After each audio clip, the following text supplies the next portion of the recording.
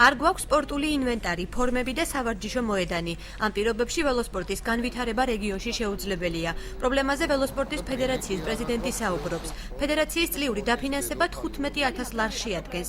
ჯონი ცივაძის განმარტებით თანხა შეძლებისდაგვარად შეკრებებსა და საერთაშორისო ტურნირებზე გამგზავრებაში ხარჯავენ. 15,000 გამოიყო ბიუჯეტიდან, ამ 15,000-დან ჩატარდა შეკრებები, მომზადდა 2 სპორტსმენი, ერთი გიორგი გობაძე საბერძნეთში შეკრებაზე შეჯიბრებაზე იყო ოქრო და ბრინჯაოა იყო. არანაირად საკმარისი არა, მაგრამ ჩვენი კუთხით ვცდილობთ, რომ მეგობრების დახმარებით, ახლობლების დახმარებით ვარჯიშზე გავყვეთ, ცოტა მეტი ყურადღება მივაქციოთ. მცირე დაფინანსების გამო საქმიანობის წარმატებით განხორციელების საშუალება ავტომრბოლელთა ფედერაციასაც უჭირს. 12,200 ლარი, რომელსაც აჭარის განათლების, კულტურისა და სპორტის სამინისტრო ყოველწლიურად გამოყოფს პროფესიონალური შეჯიბრებების მოწყობას არ ყოფნის. ფედერაციის პრეზიდენტის იური ლომთათიძის განმარტებით 4 სპორტული ავტომობილი მან საკუთარი სახსრებით შეიძინა.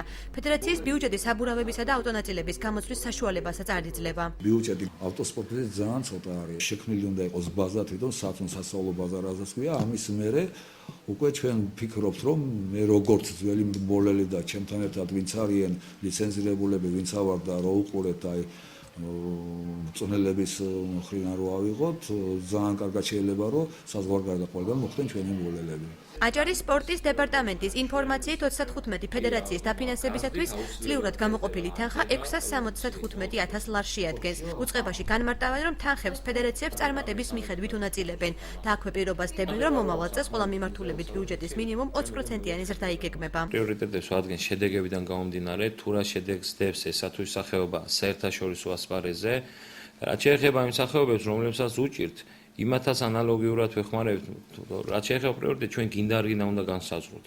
იმიტომ რომ ის უკვე განვითარებულია და ხელშეწყობა უნდა მოხდეს, რომ ვარდნა არ იყოს. ბიუჯეტის ზრდა მინიმუმ იგეგმება თითოეულ ფედერაციაზე 20%, არანაკლებ 20%-ის.